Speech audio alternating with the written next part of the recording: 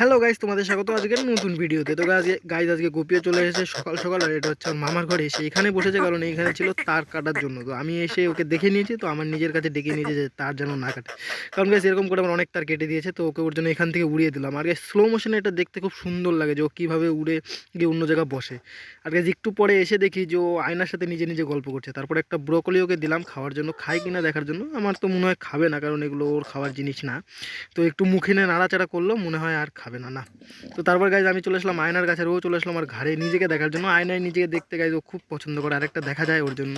আর তারপর ওকে দিলাম পেয়ারা খাওয়ার জন্য, তো একটুক্ষণ পেয়ারা খেলো। আর পেয়ারাটা গাইজ অনেক মিষ্টি ছিল। তো আমি যেখানে যাচ্ছিলাম আমার ঘাড়ের উপর নিয়ে আসছিলো পেয়ারাটা, আর মানে আমার সাথেই খাচ্ছিলো। আমাকে আমি মানে নেওয়ার জন্য টানছিলাম ওর কাছ থেকে, কিন্তু দেয়নি। তারপর ও চলে গিয়েছিলো একদম কল পারে, মানে দেয়নি আমাকে। তারপর উড়ে চলে গিয়েছিলো আম গাছে, এখানে আমের গুটিগুলো এসেছে ওগুলো কাটার জন্য গাইজ। তারপর আমি আসলাম ঘরে, আর ও চলে আসলো। ও গাইজ আজকে সারা দিন আমার পিছন পিছন ঘুরছে, যেইখানেই যাই গাইজ ও চলে আসে আমার পিছনে। মানে আমার পিছনে থাকবে, না হলে আমার ঘাড়ে থাকবে সারাদিন, যেইখানে থাকে ওইখানে। তাই ওকে ধরেই নিয়ে আসলাম যে যখন থাকবি আমার কাছে তো চলে আয়। নিয়ে নিলাম ঘাড়ে। আর গাইজ এইখানে ওকে বিছনার উপর নামিয়ে দিলাম, কারণ ও ঘাড়ের মধ্যে গাইজ আমার জামা কাটছিল।